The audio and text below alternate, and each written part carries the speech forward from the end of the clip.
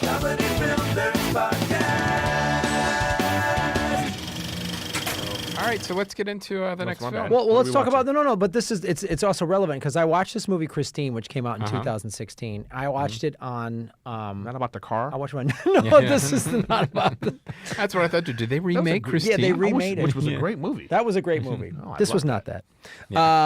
This came out in 2016, and it's about a real woman who in the 70s was a news journalist, and I don't want to give away the thing, but she is doing it like, and this is what happens in the film.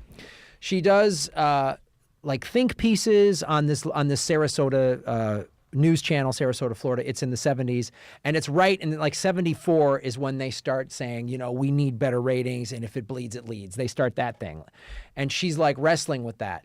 And this actual woman was wrestling with that and some other stuff, and there was a very dramatic event that happened. So I won't give that away. This movie is interesting. The actors all do a fine job and the director of. So it's kind of a biopic. It's a biopic. It's absolutely a biopic. It's based on this actual woman and these actual events. So they kind of stick to the timeline. Because we went online and looked at Wikipedia and like checked to see. It just takes forever. So they establish those things I just told you. She's very smart. She's Is it in the theaters? No. It was in the theaters last year at a limited release. I think they were trying to get some Oscar movement from it. It didn't happen. And it's Sundance. Yeah, it won at Sundance, and there's fine performances. It just takes forever because they establish these things very early on. She's an introvert. She might be suffering from some type of mental illness or depression. They kind of allude to it. You don't know. She's awkward. She's highly intelligent, and she's like the smartest person there and doesn't want to do this sensationalist journalism. They establish that early on, and then they keep explaining that over. It's like, yeah, man, let's go. We know what's happening. Then she goes out and is like trying to find, like she gets a police scanner.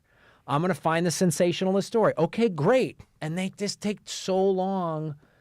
We were like an hour in and there was another 45 minutes or something. And I'm like, yeah, I know where this is fucking going. Like, let's get. So you didn't like it?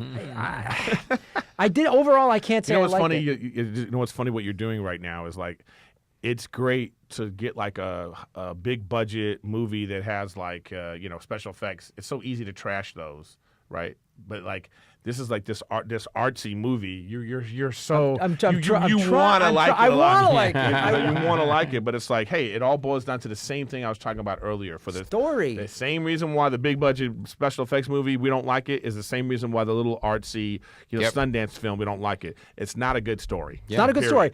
I will give this. They have the same foundation. The same script. foundation. Yeah. I will give the low budget movie a little more credit because when I see $230 million, you better make that like I'm not cutting you any slack when you have that kind of money. That's my opinion. Yeah, but it's just like I just feel like New York comics should be funnier because they get more spots. But it's not always the case. No, because all they do is talk about New York. It's not always the case. So what I'm just saying is like I don't care how much the budget is. To me, it's like the more hands you have in it, the more potential it is for a disaster. With something with a $230 million budget, you're talking about how many editors and all the special effects probably took 2 years. Right. Like, there's a lot that goes into that. 1,000. You've got a team of executives. Standing over you. Yeah. So with this kind of movie, it's less. So it's more. They actually get more blame. Oh, I see what you're saying. They get more blame. The director and like the one editor. The one director, the one producer that made the little low-budget movie, if it sucks, we can get those people in a room. Yeah. You know what I mean?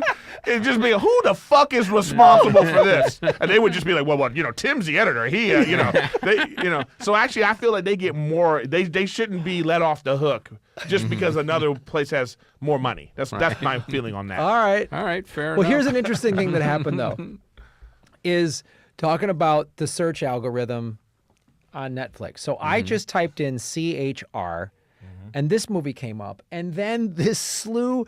There is a hidden world of Christmas movies on Netflix that are all the cover art is the same. It's a white couple, a young, and the stories are all the same. And she's a businesswoman who thinks she's in love, but so doesn't. they have an output deal with the Hallmark Channel. It's Mar Vista. Mar Vista yes. fucking produces I know. all of them. And my I just met with them. We talked about it. Oh my God.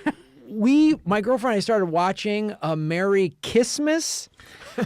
And it's like it's it's a bunch of actors you've never heard of. They shot it in Riverside. They do two kinds of movies. They do those Christmas movies, and then they do like the thriller, danger, somebody, young person in peril movies. It's unbelievable. And there's like, she kisses this guy in an elevator she's engaged to a guy that's a real dick. And kisses this guy in the elevator. And What's going to happen in that movie? Oh, God, I don't know. Who's going to get together? And then in the flashbacks, both the guy that she kissed in the elevator and the woman, they both flash back at different points in the movie to the elevator kiss. And in both of their memories, the aspect ratio is off. Yeah, so that's it's great. It's unbelievable. But I urge everybody. So you saw another movie then after this? I did. I saw. Well, see, this is what's weird about Netflix. Like, I love talking to people about their Netflix thing. They always say, "Man, did you know they have this many documentaries on?" And that's because that's what you watched. That's what you watched. Yes. This is the same. It's the same thing with porn. Right. People are always like, "You notice that there's a lot of Asian women," and I was like, "No, that's because dude, you searched now- like 3 times." And So that's now what- we know yeah. Graham likes Christmas movies. Yeah. No, here's what I'm telling you.